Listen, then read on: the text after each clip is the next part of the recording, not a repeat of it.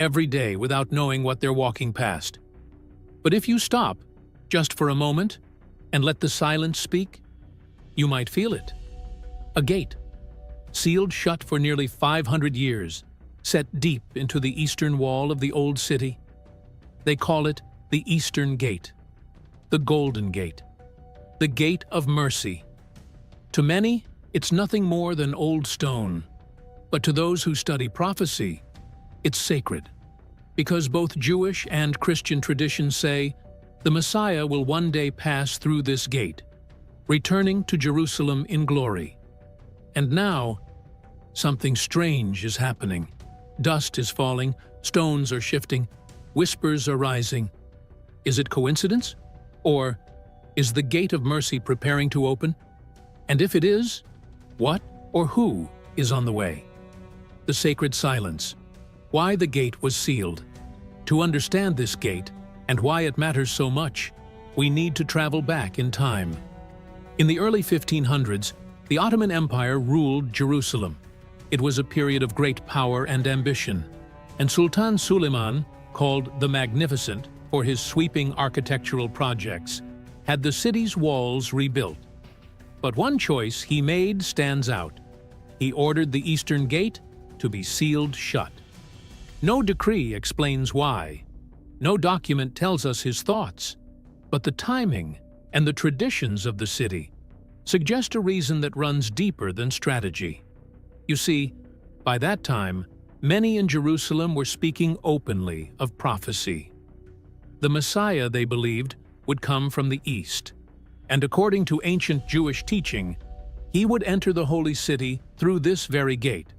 So Suleiman sealed it, and just to make certain, he placed a Muslim cemetery directly in front of it, a move that seems intentional. In Jewish law, priestly descendants, or Kohanim, cannot enter cemeteries without becoming ritually defiled. If the Messiah was expected to be a priestly figure, this would create a spiritual blockade. It's a sobering thing to consider. A gate meant for the return of God's anointed, deliberately closed. A wall raised against promise. But history shows us, again and again, that attempts to resist the will of God never last. Pharaoh tried. Babylon tried. Rome tried. And yet, prophecy moved forward. Not in defiance, but in quiet certainty. The Bible speaks of this gate, not directly by name, but through direction and through vision. The prophet Ezekiel, in exile in Babylon, had a vision that would echo through the centuries. He saw the glory of the Lord entering the temple. From the east, he saw divine presence, radiant and full of power, coming through what he called the East Gate. Ezekiel 43.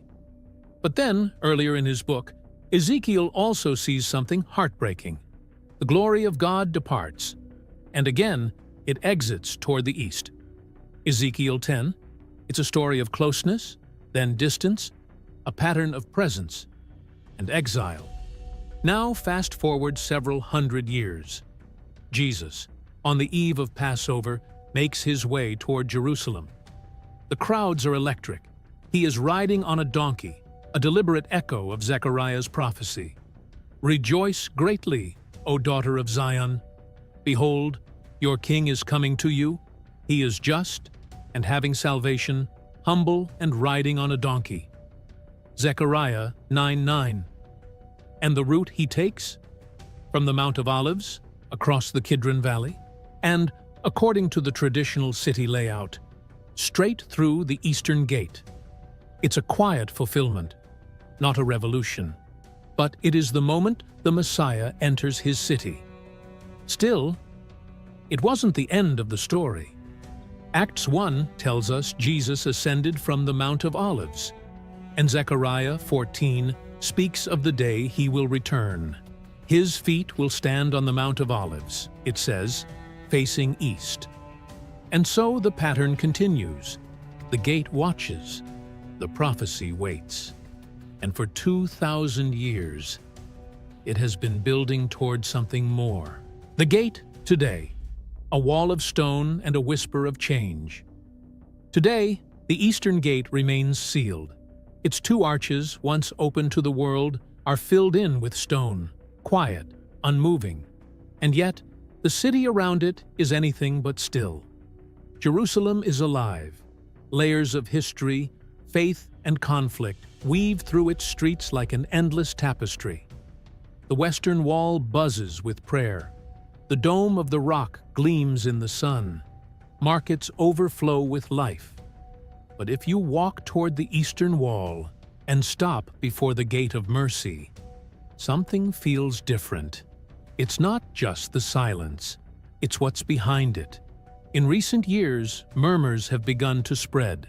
Not wild headlines, but quiet reports. Israeli tour guides speak of dust slipping through sealed seams, stone shifts that weren't there before. Engineers have noticed slight misalignments, and some claim to have heard faint groans from inside. No official explanation has been offered, and many dismiss it, chalk it up to erosion, foundation shifts, the ordinary aging of an old city. But to others, it feels like a whisper, a stirring. In Matthew 24, Jesus spoke of the signs, wars, rumors, trembling in the earth, voices calling from the wilderness. And he said, "Watch, for you do not know the hour." There's a deeper reality beneath the surface of the stones, one we can't touch or measure, but one we feel. And the Bible doesn't shy away from this idea. In fact, it affirms it. Hebrews 11:3 tells us, "By faith we understand that the universe was formed at God's command, so that what is seen was not made out of what was visible." It's a beautiful, humbling truth. The visible world, everything we know, was born out of the unseen. And this changes how we understand everything around us. It means that the physical realm isn't the full story. It's the echo, the surface, the ripple from a greater source. When we look at the Eastern Gate, we're not just looking at limestone and centuries-old mortar. We're looking at a threshold between the natural and the divine. In Scripture, God rarely shouts. He moves in ways that are small by the world's standards, but seismic in eternity. A whisper to Elijah in the cave, not thunder or wind. A baby in a feeding trough, not a throne. A king who enters the city on a donkey, not a chariot. These aren't oversights. They're divine patterns. They teach us that heaven works differently than we expect, that the kingdom of God starts small, quiet, and grows like a seed. So when we see something strange at the Eastern Gate, stone dust falling, odd noises from within, we shouldn't rush to explain it away. We should ask, is this the kind of sign God would give? Not a firework in the sky, but a breath in the wall, a trembling in the stone. The Mount of Olives connection. The divine pattern. To understand the gate, we must look directly across from it. There, rising like a silent witness on the eastern horizon, is the Mount of Olives. It's not just geography, it's a spiritual axis, one of the holiest places on earth. And its connection to the Eastern Gate isn't accidental. It's prophetic and precise. Ezekiel, in his vision, saw the glory of God depart from the temple and go east, resting on the Mount of Olives. It was a departure wrapped in grief, God's presence leaving his house. But Ezekiel also saw something else, a return. He describes the glory of the Lord coming back from the east, entering through the same gate, Ezekiel 43. It's the pattern, departure and return, grief and restoration. And then, centuries later, Jesus follows that very pattern. He crosses the Mount of Olives, enters Jerusalem, and not just anywhere. He comes through the Eastern Gate. It's Palm Sunday. The people shout, "Hosanna!" And once again, glory passes through the gate. But he doesn't stay, not yet. After his resurrection, Jesus returns to the Mount of Olives, and from there he ascends into heaven. The disciples stand stunned, watching the sky. But two men, angels, appear and say, "Why are you standing here looking into the sky? This same Jesus will return, in the same way you've seen him go." Acts 1:11. And Zechariah tells us plainly, on that day his feet will stand on the Mount of Olives. That's not metaphor, that's geography, that's trajectory. It's a line drawn by heaven itself from the mount, across the valley, through the gate. In every generation, there are watchers, people who feel the weight of time, who sense that the world is not random, but moving towards something. People who don't just look at the news, but look through it. In recent years, many such watchers have journeyed to the Eastern Gate. Some are scholars, some are pilgrims, some are pastors, writers, or quiet believers with open hearts. And what they're reporting is consistent. A pattern. Some have stood at the foot of the gate and felt something. Not imagined, not emotional, but physical. A low vibration, like a hum deep in the ground, like the earth remembering. Others have witnessed fine dust falling from the archways. No wind, no vibration, just a slow, steady shedding, as though the gate were stirring from sleep. A few have even claimed to hear something from within. Not construction, not traffic. A groan, a subtle moan of pressure from behind the wall. These aren't isolated fantasies. They're testimonies, and they echo the biblical tradition of the watchman on the wall. Isaiah 62:6 speaks of them. "I have posted watchmen on your walls, Jerusalem. They will never be silent day or night." Watchers are not obsessed with signs. They are attentive to alignment. A city like no other. Why Jerusalem still matters. Jerusalem is not just an ancient city, it's the heartbeat of prophecy. Across the Bible, it is mentioned more than 800 times, from the days of Abraham to the final visions of Revelation. Psalm 122 doesn't suggest, it commands us. Pray for the peace of Jerusalem. Why? Because Jerusalem is more than geography. It is spiritual ground zero, the place where heaven and earth have collided, time and again. It was here that Solomon built the temple, here that the prophets cried out, here that Jesus walked, taught, and wept. In Luke 19:42, he looked upon the city and said with sorrow, "If you, even you, had only known on this day what would bring you peace, but now it is hidden from your eyes." And that warning still echoes today.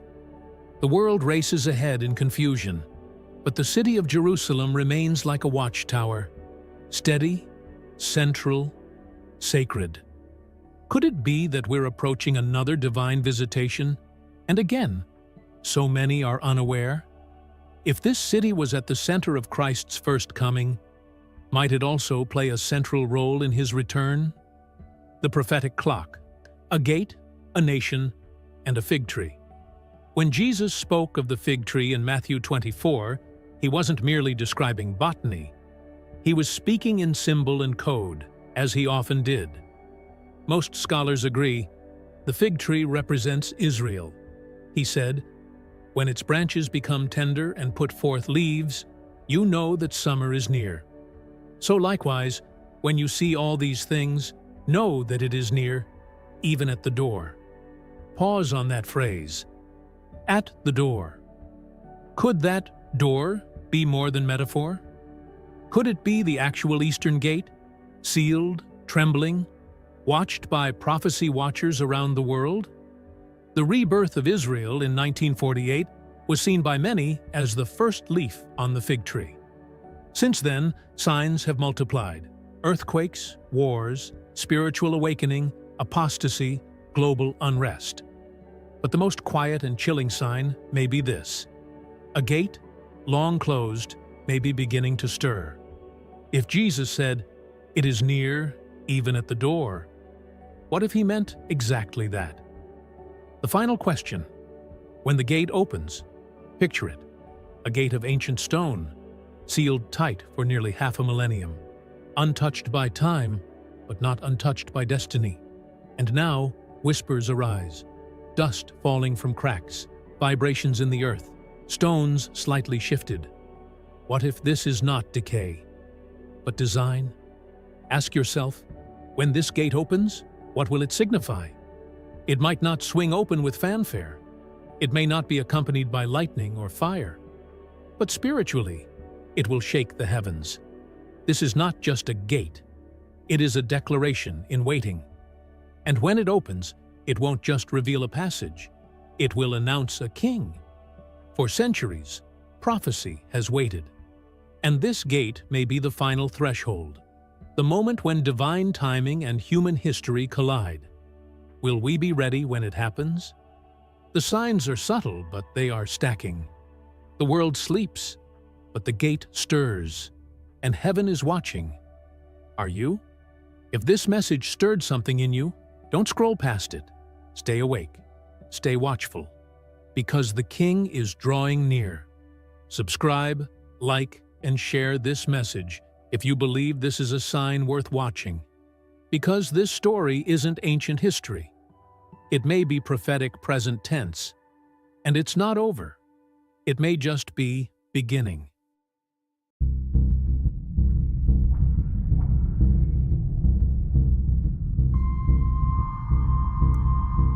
In the heart of Jerusalem, a historic barrier known as the Golden Gate has remained sealed since the 16th century, echoing a prophecy by Ezekiel that it would only be reopened by a prince, whom Christians identify as Jesus. This extraordinary event has ignited speculation about its potential significance and the profound implications it may hold for humanity's final opportunity to unite with Jesus. The sealing of the Golden Gate is intricately linked to a prophecy found in Ezekiel, chapter 44, verse 13. This passage foretells that the gate will remain closed until the return of a prince, believed by Christians to be Jesus. The gate transcends its mere physical form, representing a symbolic portal to eternal life through Jesus, directly aligning with the biblical path to salvation.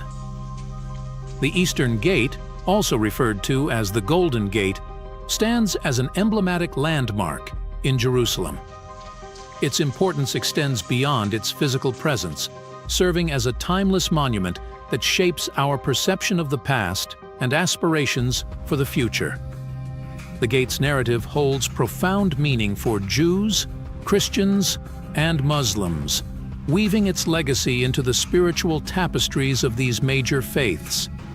It plays a pivotal role in the city's layout and the sacred narratives of these diverse belief systems. Historically, the Eastern Gate is believed to be the entrance through which the Messiah will enter Jerusalem. This belief is deeply rooted in religious prophecy, particularly within Christianity and Judaism, imbuing the sealed doors with profound spiritual significance.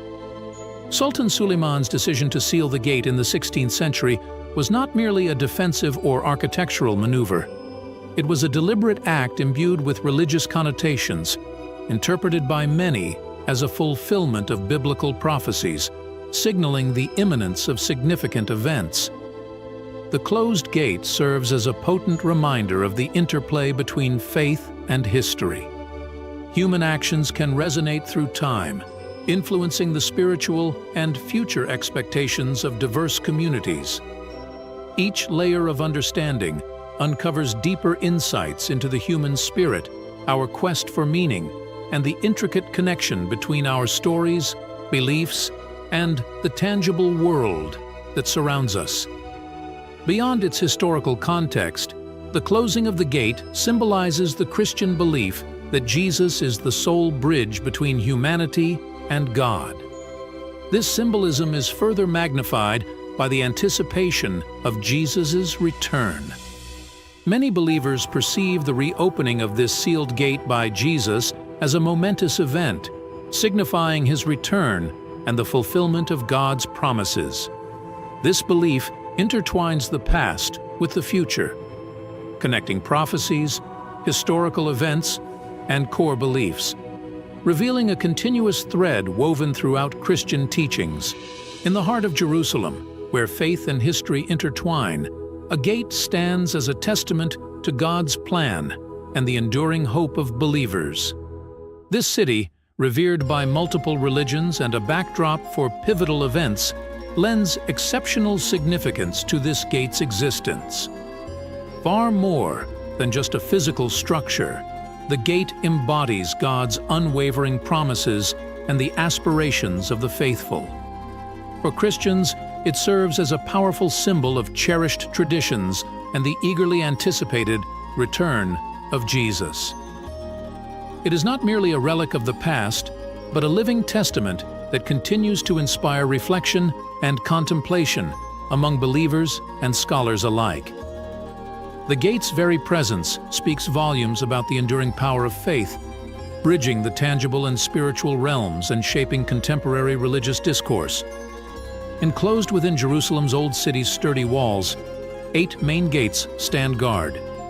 The eastern gate, facing the revered Mount of Olives, stands out prominently due to its sealed state and its distinction as the oldest, dating back to approximately 520 AD. Revered by Christians as the Golden Gate, its significance is deeply interwoven with the rich tapestry of history and spirituality that defines the region. Beyond its historical significance, the Eastern Gate serves as a beacon of hope and fulfillment for many believers. Its sealed condition adds a layer of mystery and intrigue, leading to diverse interpretations and prophecies. Widely believed to be connected to momentous events foretold in religious texts, the gate's closure has become a focal point for those who seek to unravel the mysteries of prophecy.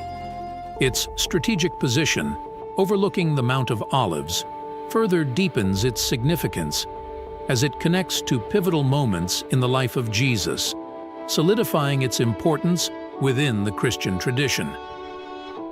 The gate's enduring presence in Jerusalem, a city that has witnessed countless conflicts and transformations, stands as a poignant reminder of the unwavering nature of faith.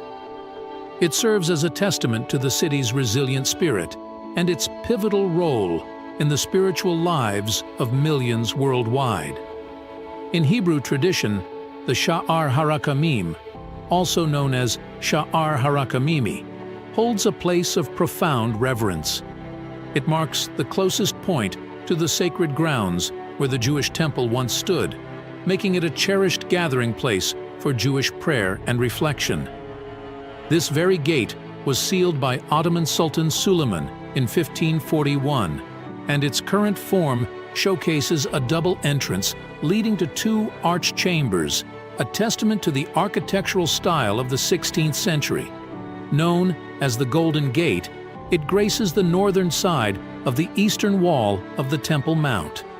Its construction and reconstruction have spanned various historical epochs, beginning during the reign of King Hezekiah and undergoing enhancements during Zerubbabel's time, the Hasmonean dynasty, and most notably the Herodian period.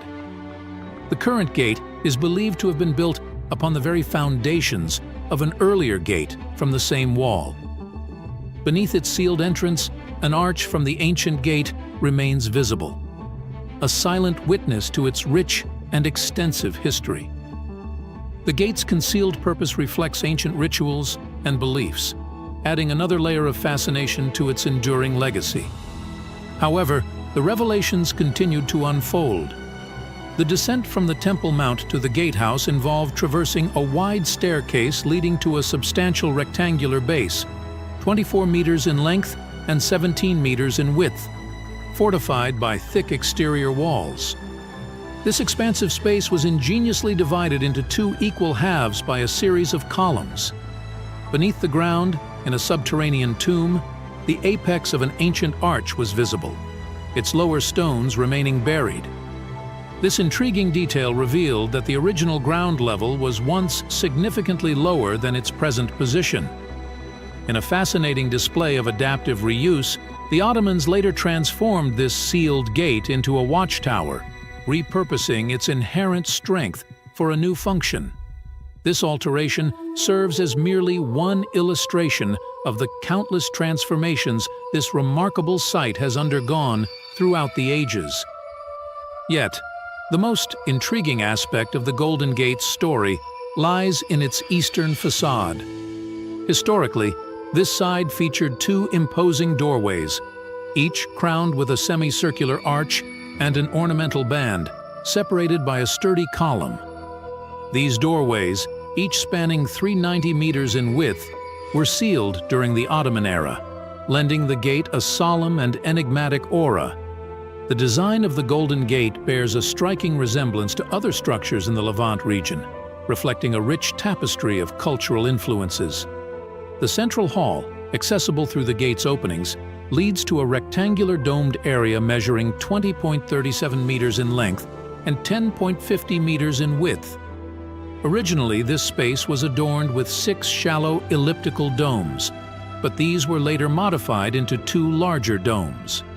These domes are supported by arches that gracefully ascend from 2 pilasters at the entrances and 2 central columns, establishing a captivating rhythm that guides visitors through this historical and spiritual sanctuary.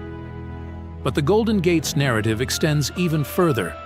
The harmonious combination of these design elements, its rich and storied history, and the seamless blending of cultural influences make the Golden Gate a truly unique and captivating component of the Al-Aqsa area. It transcends its function as a mere gate.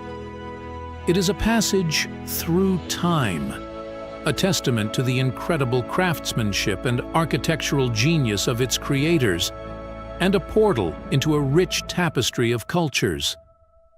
The Golden Gate's design features a distinctive element where the facade extends 2 meters from the wall. This unusual feature invites contemplation and speculation about the gate's original purpose and historical significance. Moreover, the Golden Gate boasts a long and intriguing history, marked by repeated cycles of opening and closure over the centuries. Muslims first sealed it in 810.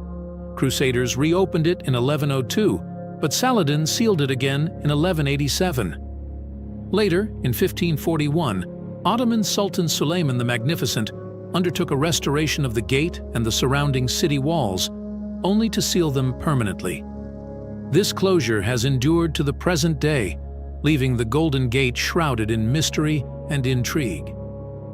Sulayman's decision to seal the gate transcended mere defensive considerations, suggesting a deeper symbolic or spiritual motivation that continues to captivate historians and scholars alike. Sulayman's decision to seal the gate may have been rooted in defensive strategy, but it also intertwined with religious beliefs. Jewish tradition holds that the Messiah will enter through the Golden Gate. Aware of this, and recognizing that Muslims also venerate Jesus as a Messiah, Sulayman may have sealed the gate to thwart the entry of any false messiahs. To further ensure this, the Ottomans established a cemetery in front of the gate, believing that Elijah, who is expected to precede the Messiah, would be unable to traverse a cemetery. However, certain Jewish laws do permit exceptions for priests to enter cemeteries under specific circumstances. In more recent times, Israeli authorities closed access to the Golden Gate on the Temple Mount in 2003 due to its management by a group associated with Hamas. This action also aimed to halt unauthorized construction by the Islamic Waqf, which was causing damage to ancient Jewish artifacts. Despite these ongoing tensions, the gate's interior was reopened to Muslim worshippers in February 2019, although the gate itself remains sealed. This continued closure serves as a poignant reminder of how history, religion, and politics continue to shape the narrative of the Golden Gate. Over countless centuries, the walls and gates of Jerusalem have been repeatedly razed and rebuilt. The Eastern Gate stands as the oldest, maintaining its original location throughout history. During Suleiman the Magnificent's extensive reconstruction efforts between 1539 and 1542, this gate remained untouched. Large stones dating back to the 6th century BC, likely placed during Nehemiah's time, attest to its deep historical roots and enduring significance. However, the most fascinating chapter in the Eastern Gate story unfolded in 1541, when Suleiman made the fateful decision to seal it. This was not merely a construction decision, it was a profound act laden with symbolism and meaning. It fulfilled a prophecy from the biblical book of Ezekiel, written over 2 millennia earlier. Suleiman's choice to block the gate is particularly intriguing given his Islamic faith, as it underscores the interconnectedness of different faiths and the shared reverence for this ancient city. The sealed gate has not been without its challenges and controversies. During the Six-Day War, some Jewish soldiers sought to force open the Eastern Gate, believing it would represent a significant victory. However, an Orthodox Jewish leader vehemently opposed this, asserting that the gate should remain closed until the arrival of the Messiah, a belief deeply rooted in religious tradition. Yet, the Eastern Gate's story doesn't end there. In 1917, during World War I, Muslim authorities formulated a plan to completely destroy the gate in an attempt to break the prophecy's power and assert control. However, fate intervened, and their plans were thwarted. On the very day they intended to demolish it, the city fell under British control. This unexpected turn of events added another layer of complexity to the historical and spiritual tapestry surrounding the Eastern Gate, as each group's actions seemed to be part of a larger, unseen pattern of destiny and belief. Jewish rabbis hold a steadfast belief that the Messiah will emerge as a mighty military leader from the East. They envision this Savior entering through the Eastern Gate of Jerusalem, ushering in an era of liberation for the city. To prevent this from occurring, Muslims sealed the gate centuries ago and strategically placed a cemetery in front of it. They believed that no devout rabbi would willingly cross a graveyard, thus thwarting the prophecy's fulfillment. Ironically, this action only served to further highlight and reinforce the very prophecy they sought to suppress. This interplay extends to the New Testament, where Peter, in the book of Acts, chapter 2, cites the prophet Joel, whose words are often linked to Christ's second coming. This connection loops back to Ezekiel 44:1-2, hinting at the gate's pivotal role in future events. While Jesus didn't explicitly mention the Eastern Gate, Peter's use of the prophecy suggests a deeper significance. Perhaps the Golden Gate serves as a precursor, a glimpse into the future.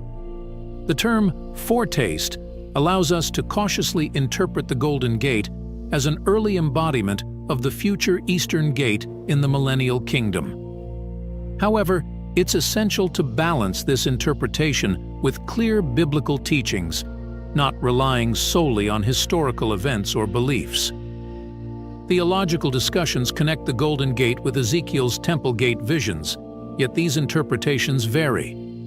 Many scholars argue that Ezekiel referred to a temple gate distinct from the current Golden Gate, introducing ambiguity. Intriguingly, Jewish tradition links the sealed Golden Gate to the anticipated return of the Shekinah, God's divine presence, in the Messianic age. This elevates the gate into a symbol of hope and divine promise, alluding to a unique East Gate in the future millennial temple, distinguished by its location and prolonged closure. Nearly 5 centuries ago, Sultan Suleiman, a prominent Muslim leader, sealed the Eastern Gate with 16 feet of cement. This act transcended defense. It held religious implications, likely aimed at thwarting events that could align with Christian prophecies about the Messiah's arrival. Ezekiel's references to the gate, such as the Lord's glory departing and returning through it in chapters 10 and 11, further solidify its importance. The prophecy of the gate bridges past and future, shaping interpretations and expectations today. This intricate tapestry of traditions, scriptures, and human actions keeps the Eastern Gate's narrative central in discussions about Jerusalem's destiny and the unfolding of divine prophecies.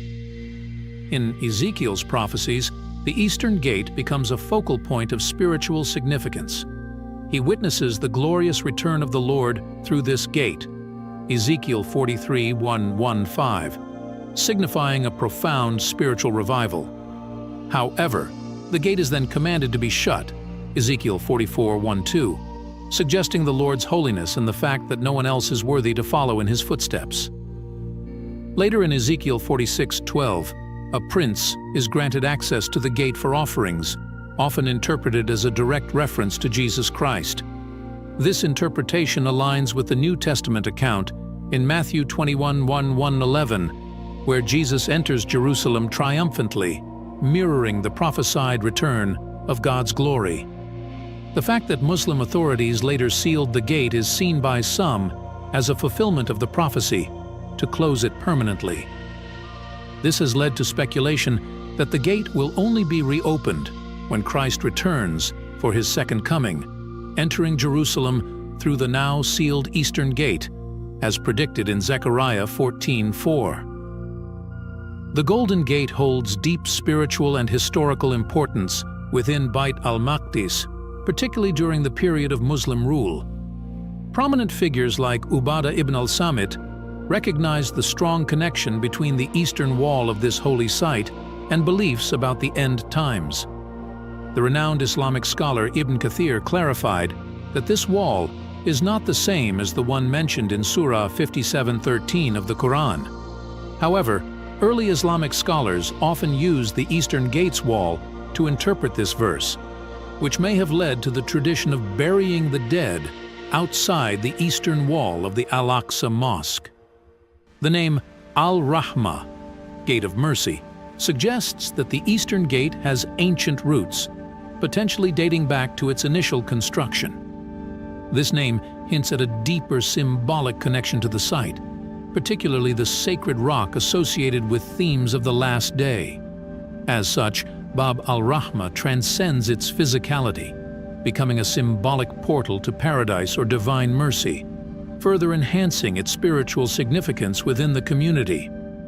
Built during the early Islamic era, this gate stands as a significant landmark in the area. In Jewish tradition, the Eastern Gate is highly significant. It is believed to be the place where the divine presence, or Shekinah, appeared and will reappear when the Messiah comes, as prophesied in Ezekiel 44:1-3. This enduring belief might explain why, during the Middle Ages, especially the Crusader period, Jews gathered here to pray for divine mercy, recognizing it as a gateway to the divine.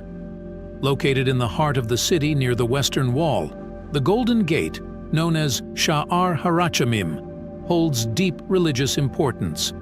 In Christian texts outside the Bible, this historic gate is where Mary's parents, Joachim and Anne, met, marking the beginning of the concept of the Immaculate Conception.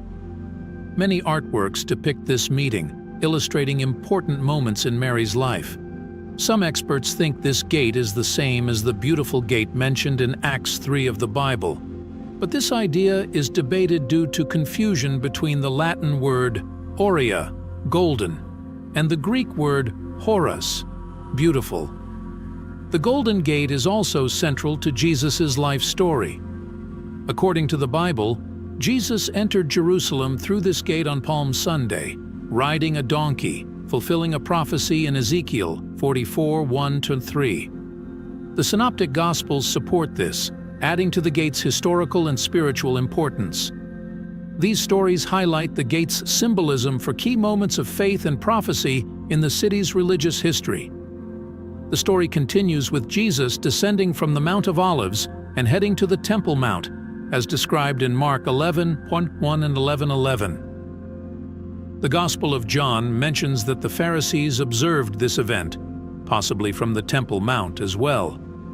For those who believe in the prophecy of Ezekiel 44:1-3, the Golden Gate holds deep spiritual meaning.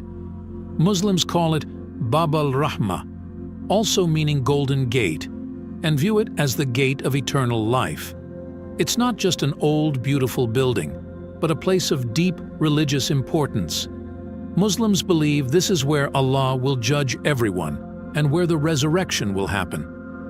This shared respect for the same gate by Christians and Muslims shows a unique connection between the two faiths, each seeing it with its own spiritual significance.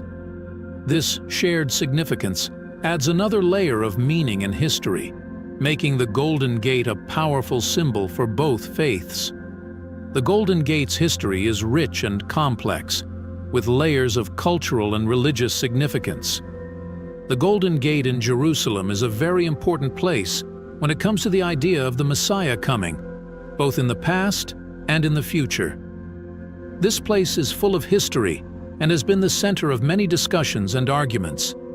Jewish customs and stories that aren't found in the Bible were used by medieval Christian artists to show the life of Mary, the mother of Jesus. These artists painted pictures of the meeting between Jesus' grandparents, Joachim and Anne, at the Golden Gate. This meeting was a symbol of the ideal of pure marriage for Christians. The tradition of a groom carrying his bride over the threshold might have come from the symbolism of the Golden Gate. In medieval art, the idea of Mary's Immaculate Conception was often shown in paintings of the Virgin and Child with Saint Anne. These paintings, known as materza in Italian, showed three generations: grandmother, mother, and son, making a visual connection across different times. This imagery greatly influenced Pope John Paul II, especially in his work called Theology of the Body. He wrote a collection of texts called Crossing the Threshold of Hope to make the Catholic faith stronger by exploring these ideas. Through his philosophical work, Pope John Paul II wanted to help believers understand the deeper meanings of these sacred meetings and symbols, encouraging a closer connection to their faith.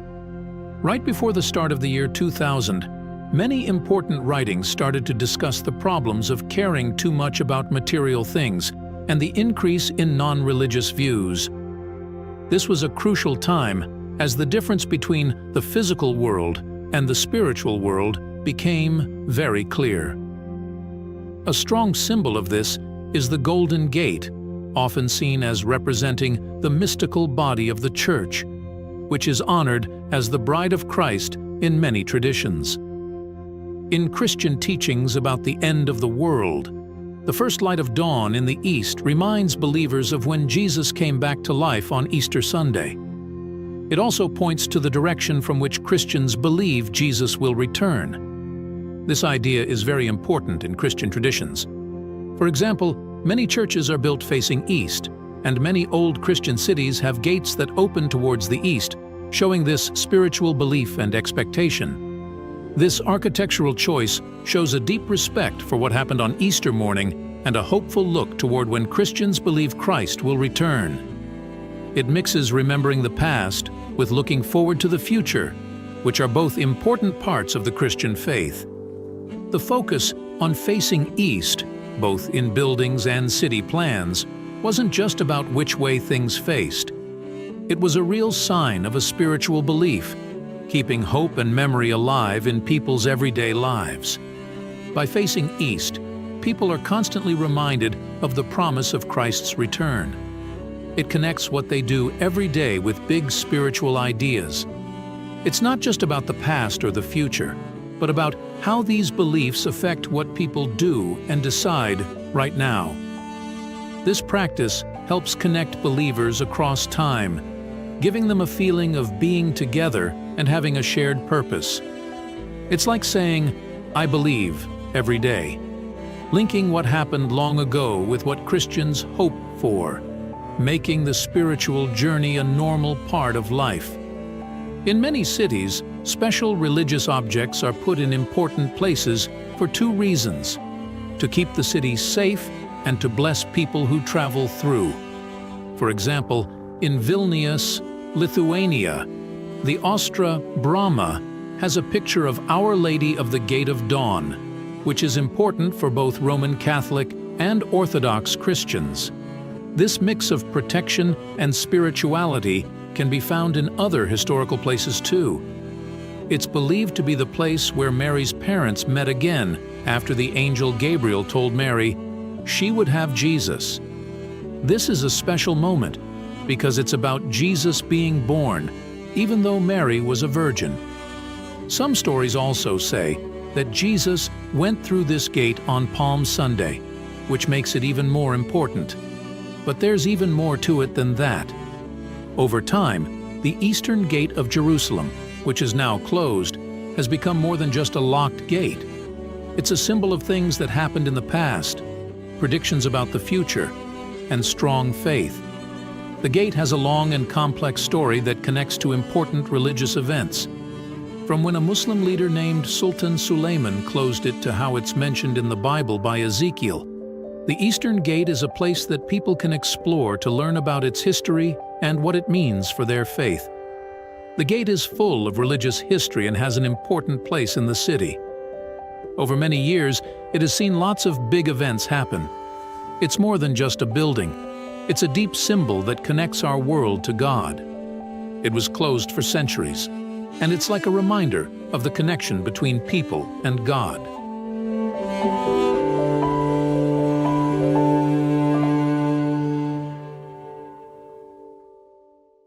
For the first time in centuries, researchers have uncovered what's believed to be Jesus' tomb inside the Church of the Holy Sepulchre. Today, we embark on a journey that bridges time, faith, and mystery. Imagine stepping into the heart of Jerusalem, where ancient whispers and sacred stones converge at the Church of the Holy Sepulchre. Here, a discovery has emerged, shrouded in millennia of silence, a sealed tomb, now revealed. What secrets does it hold? Could this be the very resting place of Jesus? The air is electric with possibility.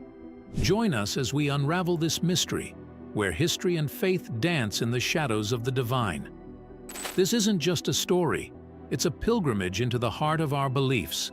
Stay tuned, for this journey promises to transform the very fabric of our faith. Diving straight into the heart of our story, we find ourselves at the threshold of an enigma that has lain dormant within the Church of the Holy Sepulchre. This isn't just any discovery. It's a revelation that might just rewrite chapters of our sacred history. Hidden for centuries, a tomb has been unveiled, stirring the waters of faith and scholarship alike.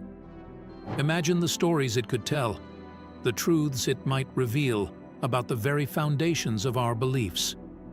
Today, we unravel this mystery together, exploring its profound implications on our understanding of the divine narrative that has guided generations. This journey promises not only to enlighten, but to transform our spiritual landscape. So, let's embark on this exploration, where each turn might reveal a new facet of our shared heritage. Historical significance. Embark with me on a journey back through the corridors of time, to an era when the nascent Christian faith was finding its footing in the tapestry of the world's religions. During this formative period, Emperor Constantine, guided by a divine vision, laid the foundations for what would become the Church of the Holy Sepulchre. This sacred edifice, conceived in a moment of spiritual revelation, was destined to become a beacon of faith, standing resilient through the ebb and flow of history. The Church of the Holy Sepulchre, steeped in the solemnity of its purpose, was erected upon the very ground believed to have cradled the final earthly moments of Jesus Christ. Here, it is said, the drama of the crucifixion unfolded, and the miracle of the resurrection was witnessed, marking the site as hallowed ground. This was no mere act of architectural creation. It was the manifestation of faith-made stone, a physical testament to the divine narrative that lies at the very heart of Christian belief. Over the centuries, this venerable site has borne witness to the tumultuous tides of human history. It has seen the fervor of the faithful and the ravages of war, the meticulous care of its custodians, and the neglect born of turmoil.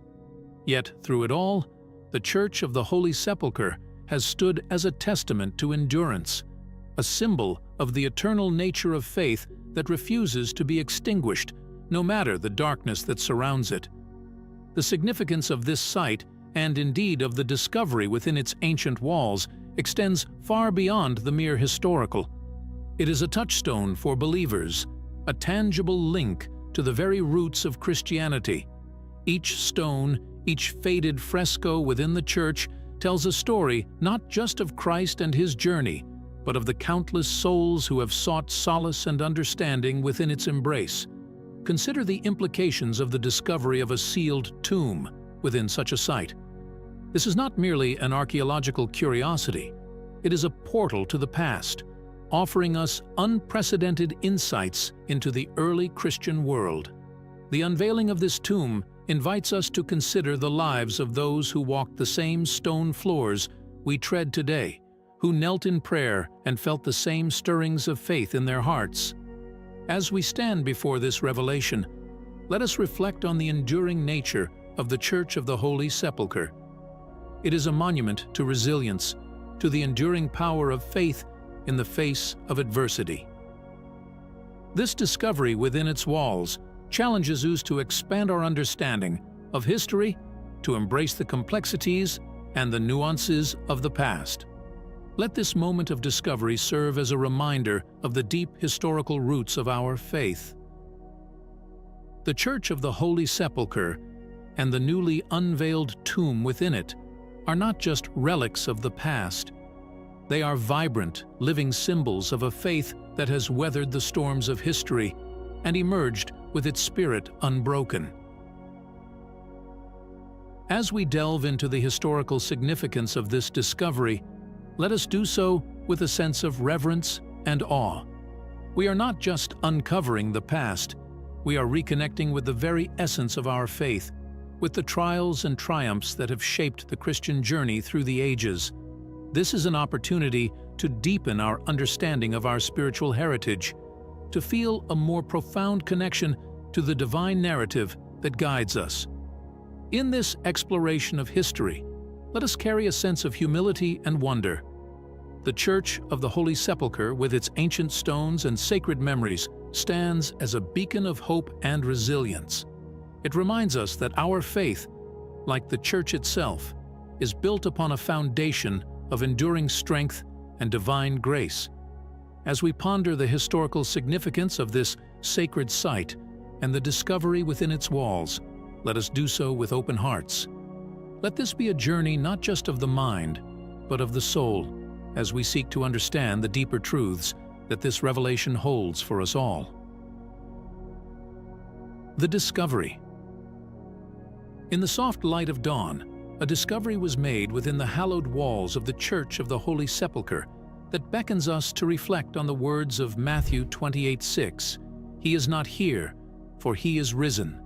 A tomb, long sealed and hidden from the annals of time, was revealed, inviting us to explore its depths and the secrets it holds. This moment, profound in its historical and spiritual implications, echoes the biblical narratives that have guided our faith through centuries. The Church of the Holy Sepulchre, a site venerated for encompassing both the Calvary where Jesus was crucified and his ancient storied tomb, has been a focal point of Christian pilgrimage. The discovery of a sealed tomb within its bounds is not just an archaeological milestone. It is a testament to the tangible reality of biblical events, bringing to life the stories that form the bedrock of our faith. Consider the significance of this discovery in light of John 21, where Mary Magdalene finds the stone removed from the tomb. This moment in Scripture is a cornerstone of our Easter celebration, symbolizing the triumph of Jesus over death. The unveiling of a sealed tomb within the Church of the Holy Sepulchre offers us a poignant, physical connection to this pivotal moment in Christian history. As we delve into the implications of this discovery, let us consider the words of 2 Corinthians 4:18. So we fix our eyes not on what is seen, but on what is unseen, since what is seen is temporary, but what is unseen is eternal. This passage invites us to look beyond the physical evidence of the tomb and its contents, to ponder the eternal truths it signifies. The discovery within the Church of the Holy Sepulchre also calls to mind the archaeological endeavors that have sought to bridge the gap between biblical narratives and historical evidence. Sites such as the Pool of Bethesda, mentioned in John 5:29, and the recent excavations in the city of David that unearthed artifacts from the time of King David serve as tangible links to the biblical stories that shape our faith. This revelation within the Church of the Holy Sepulchre encourages us to reflect on the continuity of our spiritual heritage. Tracing the footsteps of those who have walked the path of faith before us, it serves as a reminder of Hebrews 12:1. Therefore, since we are surrounded by such a great cloud of witnesses, let us throw off everything that hinders and the sin that so easily entangles, and let us run with perseverance the race marked out for us. As we explore the significance of this sealed tomb, let us do so with reverence and awe, mindful of the sacred narrative it unfolds. This discovery is not merely an addition to the annals of Christian archaeology. It is a beacon that illuminates our understanding of the resurrection, a cornerstone of our faith. In this journey of discovery, let us draw inspiration from the resilience and devotion of the early Christians, who, in the face of adversity, held steadfast to their faith. Their legacy, etched in the very stones of the Church of the Holy Sepulchre, challenges us to deepen our commitment to the path of righteousness and to live out the teachings of Christ in our daily lives. As we ponder the implications of this historic discovery, let it kindle within us a renewed passion for seeking the divine, for delving deeper into the mysteries of our faith. Let it remind us of the promise of Revelation 21:5.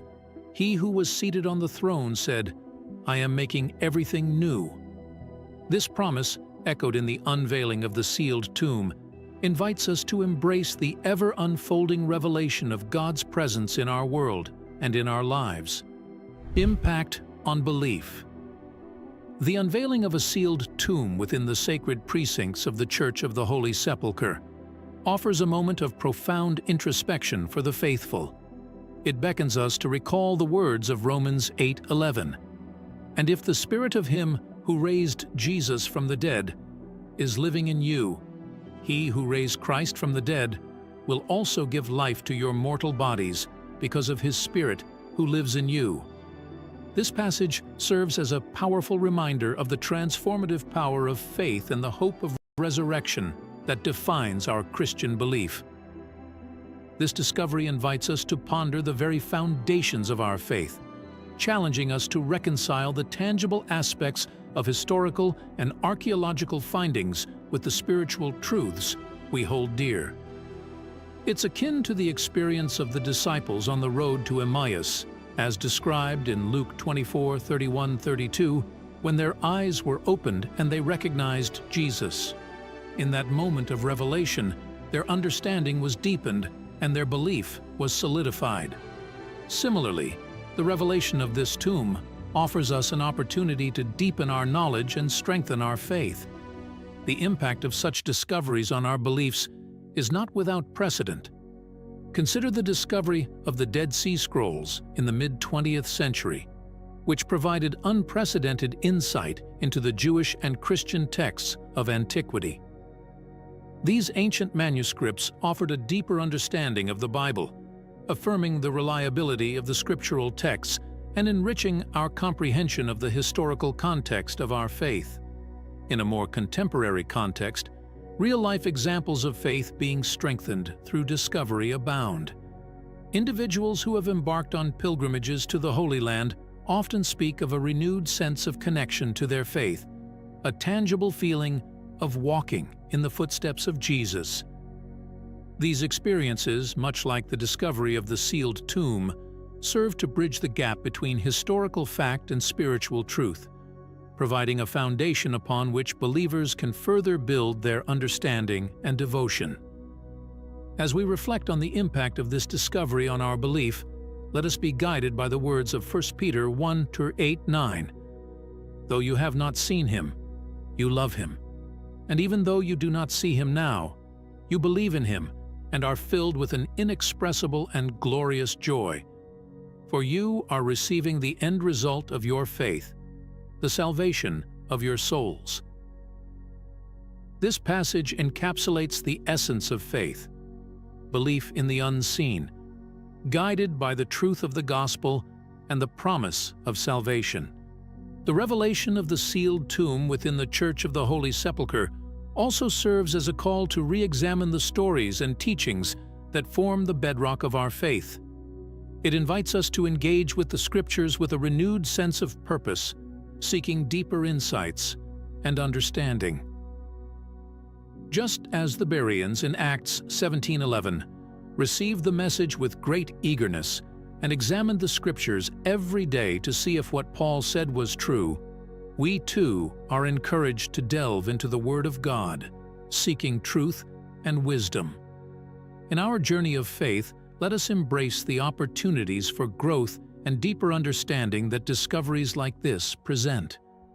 Let them serve as catalysts for spiritual renewal, inspiring us to live out our faith with greater conviction and to share the hope of the gospel with a world in need of its transformative power.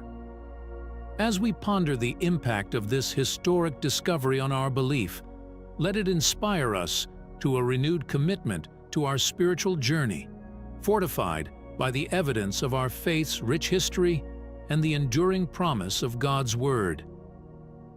In the wake of this momentous discovery within the Church of the Holy Sepulchre, we are reminded of the call in James 2:26, "As the body without the spirit is dead, so faith without deeds is dead." This profound revelation deepens our understanding and calls us to live out our faith with renewed vigor and purpose.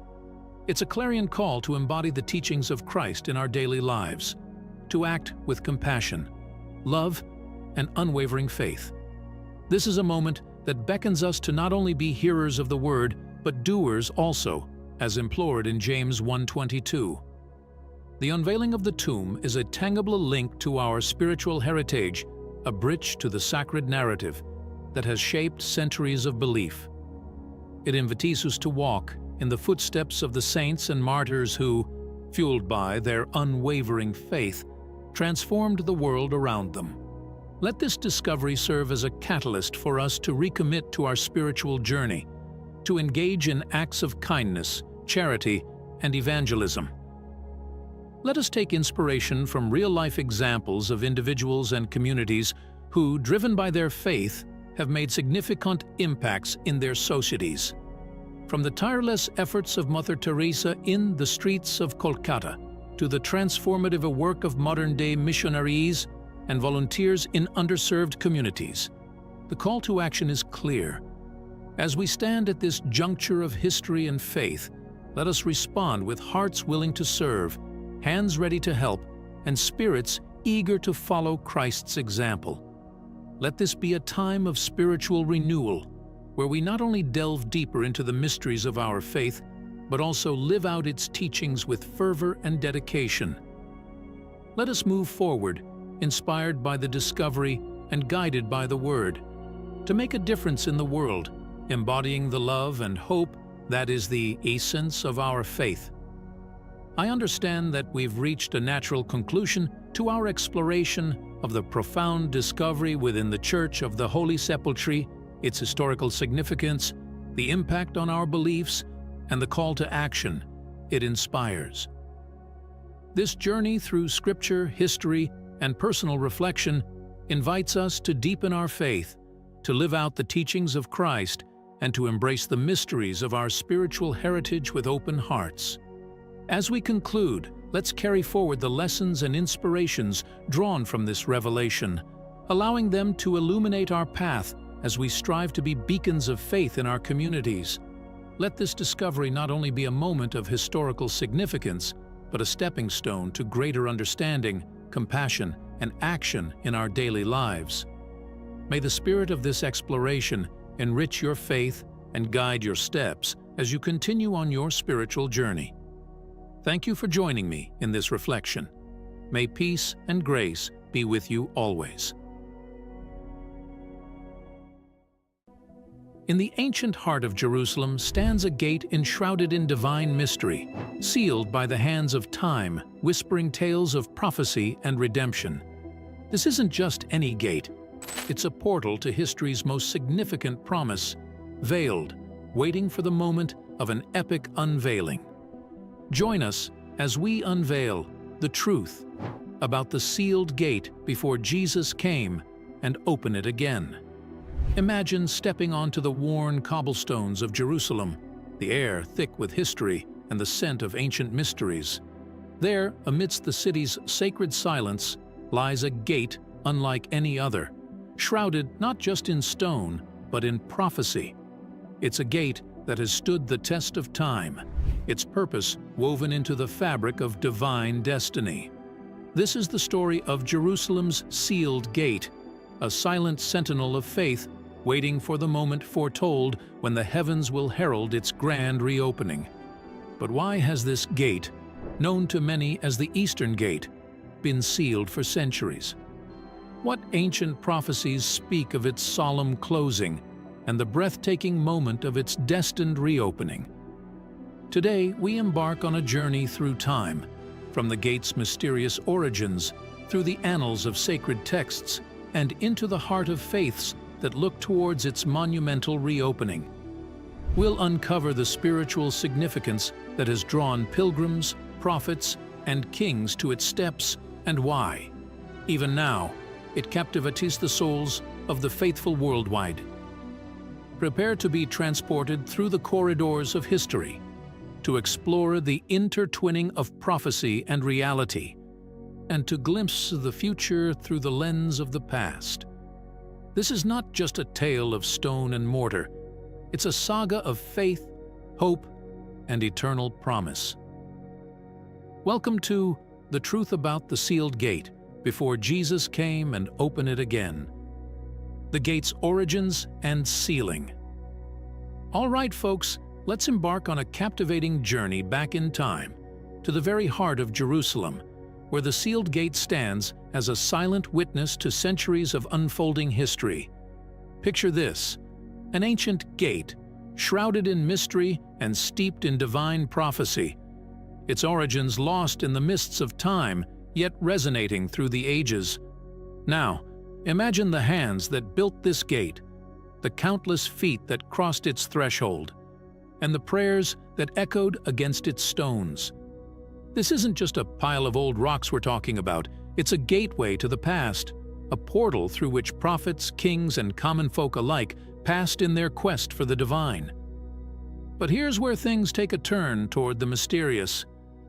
At some point in history, this gate was sealed shut for reasons that baffle scholars and believers alike. Yes, you heard that right. Sealed, as if to lock away its secrets and the prophecies tied to its very existence. You might ask, why on earth would they seal such an important gate? Well, let me tell you, theories abound. Some say it was to protect the city from invaders, a strategic move in the chess game of ancient warfare. Others whisper of a more mystical reason, suggesting it was sealed to fulfill ancient prophecies, to wait for a momentous event that would change the course of history. And this is where things get really interesting. With its layers of history and prophecy, this gate sits there, sealed and silent, stirring the imaginations of all who gaze upon it. It's as if it's holding its breath, waiting for the moment when it will once again swing open to herald the return of the King of Glory. So, as we stand at the threshold of this sealed gate, we're not just looking at an ancient architectural marvel. We're standing at the crossroads of history and prophecy, where the past and the future converge. It's a tale of divine promises, of waiting and watching for the fulfillment of words spoken by prophets long ago. And let me tell you, The story of the sealed gate is one you won't want to miss. It's a tale that invites us to look beyond the here and now, to ponder the mysteries of faith, and to await the unfolding of divine destiny. So, stay with us as we delve deeper into the secrets of Jerusalem's sealed gate and uncover the stories that lie waiting behind its ancient stones. Biblical prophecies and the sealed gate. So, we've just stepped through the shadows of history, brushed against the cold, sealed stones of the gate. And now, my friends, we're diving headfirst into the swirling waters of prophecy. Fasten your seatbelts. This ride through the annals of biblical foresight is nothing short of a roller coaster through time. Let's zoom in on a prophet named Ezekiel. Picture him, centuries ago, in a trance-like state, receiving visions that would make your hair stand on end. He talks about this very gate, believe it or not, and he's not mincing his words. He says, clear as day, this gate is to remain shut. It must not be opened, no one may enter through it. It is to remain shut because the Lord, the God of Israel, has entered through it. Ezekiel 44:2. You hear that? It's like the divine himself passed through and said, this door stays closed until I say otherwise. Talk about authority from the heavens. But hold on, there's more. The Psalms chime in with their 2 cents, painting a picture of a future where this very gate swings wide open for the King of Glory. Lift up your heads, you gates. Be lifted up, you ancient doors, that the King of Glory may come in. Psalm 24:7-10. Can you feel the anticipation? It's like the whole world's holding its breath, waiting for that grand entrance. Now, fast forward to the New Testament, where Jesus himself struts into Jerusalem, and many believe he's walking right through this gate we're all obsessed about. The crowd's going wild, laying down palm branches, shouting, Hosanna! It's not just a grand entry, it's fulfilling what's been whispered through the scrolls for ages. And here's the kicker. After all this, they seal the gate up tight. It's like sealing a promise, a divine "Be right back" note left hanging on the walls of Jerusalem. So, what are we to make of all this? It's like the past, present, and future are all tangled up in this one spot, each prophecy a thread in a tapestry still woven. It's not just history, it's his story, a narrative far from over, with a climax yet to unfold. As we stand in the here and now gazing at this sealed gate, we're not just spectators, we're part of the story, living in the tension between prophecy spoken and prophecy fulfilled. It's a reminder to stay awake, stay alert, because the next chapter is just around the corner, and you won't want to miss it. So stick with us as we continue to unravel the mysteries of the sealed gate, where every stone and prophecy tells a story of divine intrigue and eternal hope. The gate in Jewish tradition. Let's wade a bit deeper into this tale, shall we? Now we're venturing into the heart of Jewish tradition, where the sealed gate holds a place so special, you can almost feel the weight of centuries of prayers and longings resting upon its ancient stones. In Jewish lore, this gate holds profound eschatological significance. It's believed to be the very gate through which the Messiah will enter Jerusalem. This isn't just an abstract idea, it's a tangible hope that resonates deeply within the Jewish community. For instance, during the solemn days of Yom Kippur, the holiest day in Judaism, prayers and reflections often touch upon themes of redemption and messianic hope, with the Eastern Gate serving as a poignant symbol of future salvation. Now let's talk about a real, touching example that brings this tradition to life. A few years back, a significant archaeological discovery near the gate made headlines. Archaeologists uncovered ancient artifacts and inscriptions that provided a glimpse into the gate's historical and religious importance. This discovery was more than just a historical find. It was a moment that brought the Jewish community together, sparkling discussions and renewing interest in the gate's messianic significance. During Sukkot, the Feast of Tabernacles, this sense of anticipation becomes even more palpable. Jews from around the world gather in Jerusalem, many visiting the sealed gate, offering prayers and reflecting on the prophecy of Zechariah, which speaks of the Messiah's triumphant entry into Jerusalem. It's a powerful sight to behold. Families, young and old, united in a moment of collective hope and prayer, their eyes on the sealed gate, hearts alight with the promise of redemption. This tradition isn't just about ancient texts or ritualistic observances. It's alive in the hearts of the faithful. Every glance towards the sealed gate, every prayer whispered in its direction, is a testament to the enduring strength and vibrancy of Jewish faith and tradition, a living, breathing expression of a community's unwavering hope in the promises of their forefathers. So, as we delve into the Jewish perspective on the sealed gate, we're not just recounting tales of old. We're sharing the living, breathing narrative of a people, steadfast in their belief, ever hopeful for the dawn of a new era, promised in the sacred scrolls of their tradition. The gate's role in Christian belief. All right, folks, let's wade into the waters of Christian tradition and see how the sealed gate, this ancient sentinel of Jerusalem, holds a place of reverence that's as deep as it is profound. In the Christian narrative, this isn't just any gate. It's a canvas where prophecy and history paint a story of redemption and hope. Let's rewind to a moment that changed everything. Palm Sunday. Picture this: Jesus Christ, the heart of the Christian faith, riding into Jerusalem, not as a conquering king on a mighty steed, but humbly on a donkey.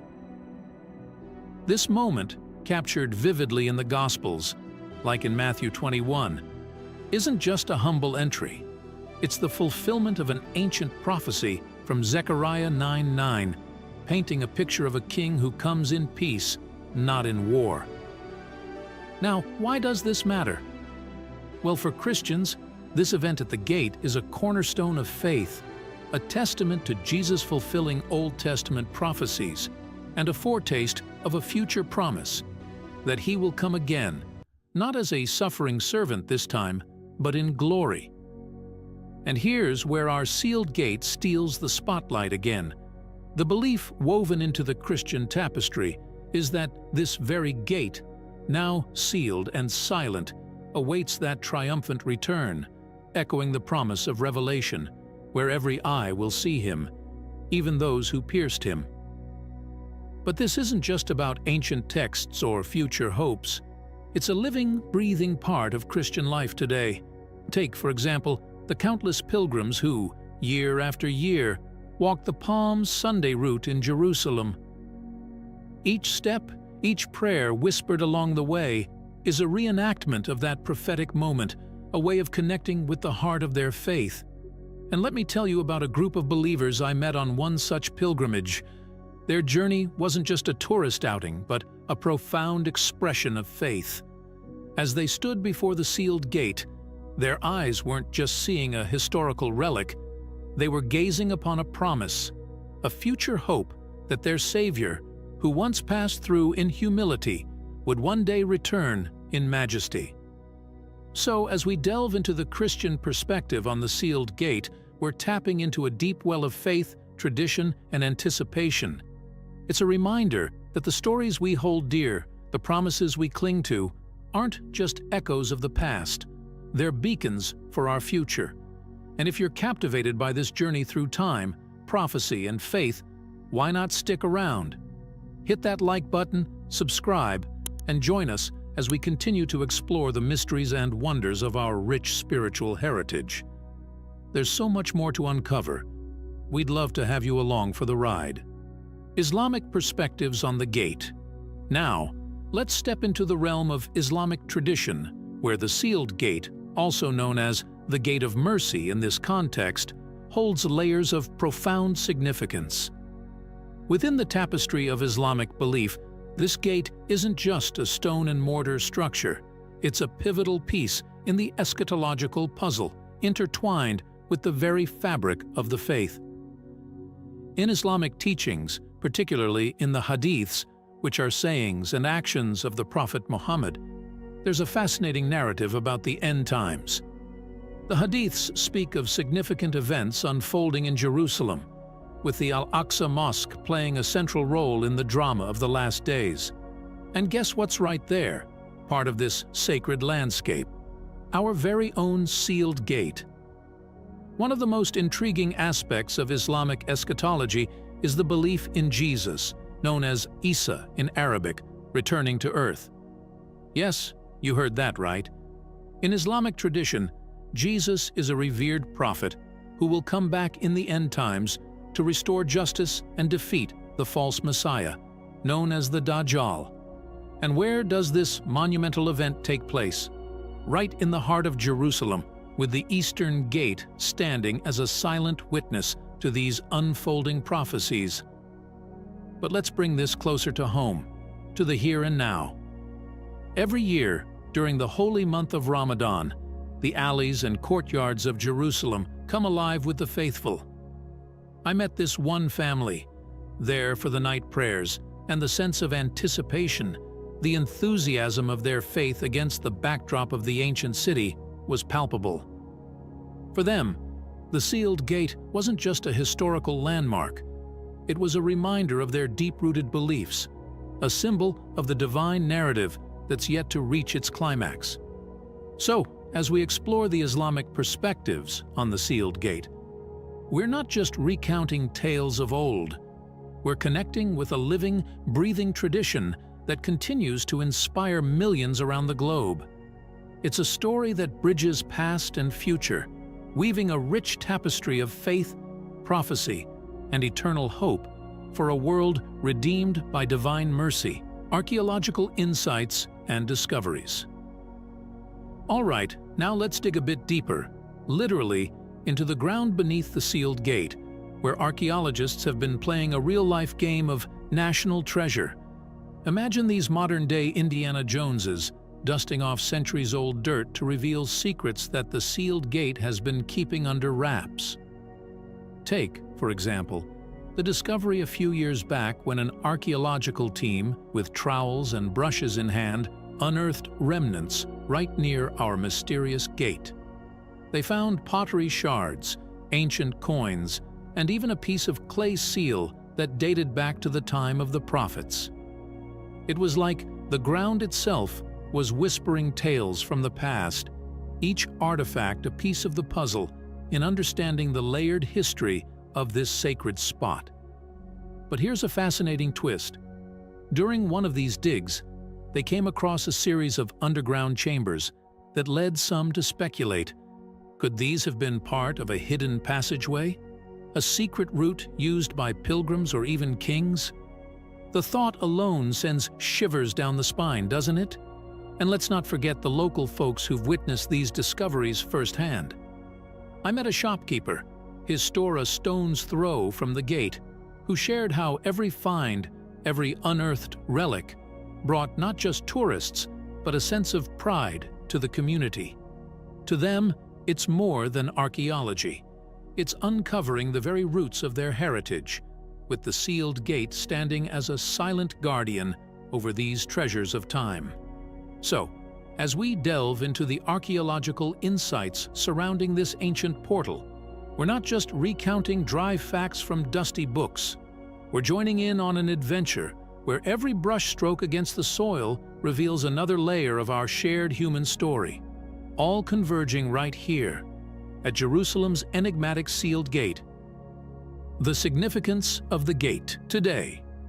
Now, let's dig a little deeper, quite literally, into the archaeological treasures that surround our mysterious sealed gate. You see, beneath the layers of dust and history, archaeologists have been piecing together a story that's as fascinating as any detective novel. Take, for example, Dr. Eilat Mazar's groundbreaking discovery back in 2009. In the shadow of the Temple Mount, her team unearthed a section of a massive wall, believed to be part of the city's fortifications dating back to the 10th century BC, the time of King Solomon himself. Can you imagine? Standing before a structure that might have been gazed upon by kings and prophets of old? But it doesn't stop there.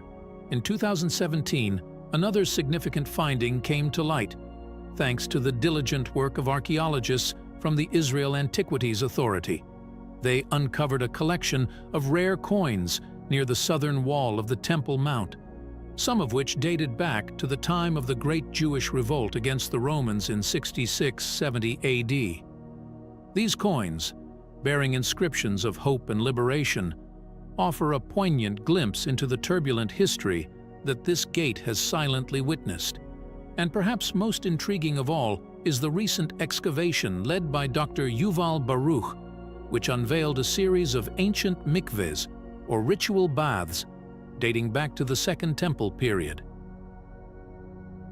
These baths, discovered just a stone's throw from our sealed gate, provide a tangible connection to the daily religious practices of those who walked these streets thousands of years ago. So, as we explore the archaeological insights surrounding the sealed gate, we're not just unearthing stones and relics. We're uncovering the very heartbeat of a city that has stood at the crossroads of history and faith. Each discovery is a thread in the rich tapestry of Jerusalem's past, offering us a glimpse into the lives of those who have walked its streets, prayed at its gates, and dreamed of its future. Personal stories and pilgrimages. Let's step into the shoes of the countless pilgrims whose footsteps echo around the sealed gate, each with a tale etched in the corridors of their hearts. Imagine walking the ancient pathways of Jerusalem, the air thick with history, your heart beating in rhythm with the city's timeless pulse. Consider Sarah, a character inspired by the many who journey here, who in the spring of 2019 found herself standing before the sealed gate. Overwhelmed with emotion, she couldn't help but reflect on the generations that had stood in her place, each with their hopes, prayers, and tears. It was a moment of connection, not just with history, but with a shared human journey of faith and longing. Then there's Michael, drawn from the myriad of voices sharing their experiences. Visiting in the fall of 2020, amid the whispers of the past and the uncertainty of the future, he found a profound sense of peace by the gate, a reminder that amidst life's tumult, there are constants like faith, hope, and the enduring spirit of humanity.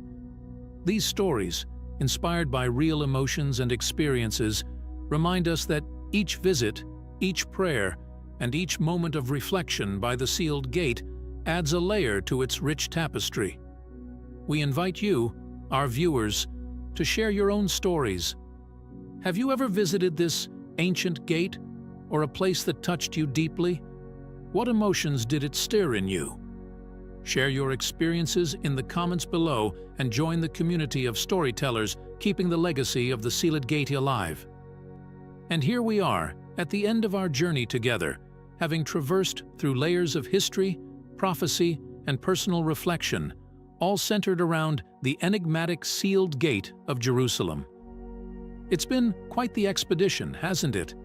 From the echoes of ancient prophecies to the heartfelt stories of modern pilgrims, we've walked together through the corridors of time, uncovering the mysteries and wonders that this sacred portal holds. Now, it's over to you, our fellow explorers and storytellers.